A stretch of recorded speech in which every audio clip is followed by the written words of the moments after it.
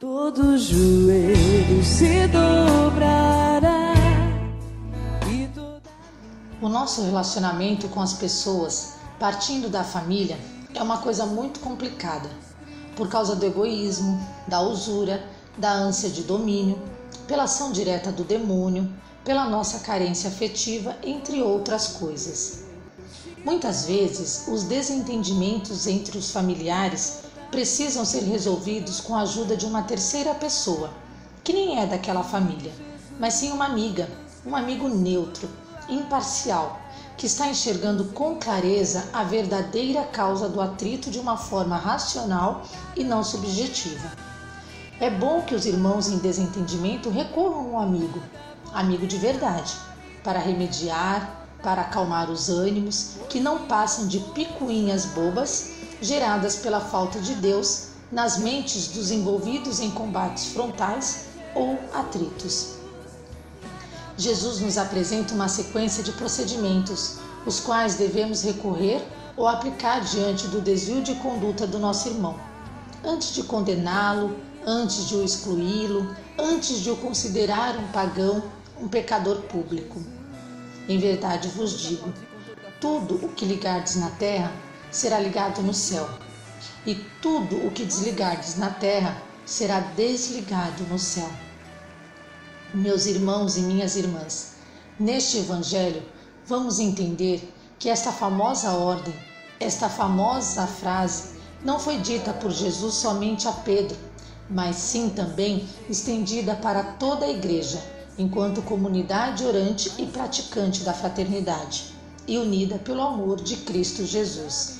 Ou seja, a comunidade católica, depois de usar todos os recursos de reabilitação, de conversão, de reinclusão, de recapacitação da irmã e do irmão, desgarrado pela sua má conduta, poderá deixá-lo de lado. E a força deste ato somente se deve ao fato de que os membros dessa comunidade eclesial estejam reunidos em nome de Cristo, e não em nome do egoísmo pessoal de cada um, ou de um líder que se arvora em fazer a cabeça do grupo só porque ele não vai com a cara do leigo condenado em questão. As leituras de hoje nos mostram que o amor ao próximo, que a correção fraterna não é uma coisa teórica, mas sim deve ser expressado em atitude, deve ser exercido na prática, ao começar pela nossa casa. Precisamos considerar que muitos pais, mães e principalmente avós bonzinhos e boazinhas que permitem os jovens a fazerem tudo o que lhe vier na cabeça para não os melindrar, é uma das causas de tantos drogados e de tantas uniões sem Deus. A nossa omissão é também a causadora de muitos males no mundo, pelo fato de que ninguém gosta de ter os seus erros apontados. Nós ficamos com medo, nos acomodamos e, para não ofender o irmão, acabamos contribuindo para a sua perdição. Amigo de verdade é aquele que vê os nossos defeitos, cita-os e nos perdoa. Mas os amigos, os filhos e demais irmãos não pensam assim. Quando apontamos os seus defeitos, eles travam sua amizade conosco e vão procurar se apoiar em outros amigos que os aceitam do jeito que eles são. Pedófilos, drogados, fugidos do lar, revoltados com os pais e com a sociedade. Não sejamos omissos diante do desvio de conduta do nosso irmão. Tentamos de tudo sem medo de nos tornar intransigentes. Uma vez que nos esforcemos pela sua recuperação física, religiosa e moral e não deu certo, mesmo assim não desistamos. Rezemos por ele, por ela, sem parar. Façamos a nossa parte e pedimos a Deus para que tenha piedade daqueles que precisam de ajuda. Muitos preferem dizer: não temos nada a ver com a conduta dos outros, cuidemos de nossa vida. Isso é pura omissão. Mas o pior é que pessoas que pensam e agem desse jeito não ignoram por completo o irmão ou a irmã desgarrada, e sim fazem fofocas, falam mal, cochicham em vez de ajudar, em vez de dar a mão para que levantem da sarjeta em que se meteram. A correção fraterna faz parte do amor aos filhos, do amor ao próximo, do amor de Deus para conosco. Deus nos ama Deus nos orienta e nos corrige. Os pais amam os filhos e não os querem fracassados, condenados, presos. Daí a necessidade de correção, mas precisa ser correção fraterna de verdade.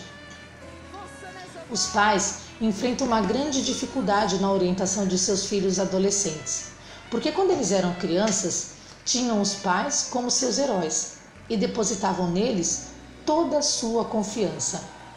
Até seguravam em suas mãos ao caminhar pelas ruas.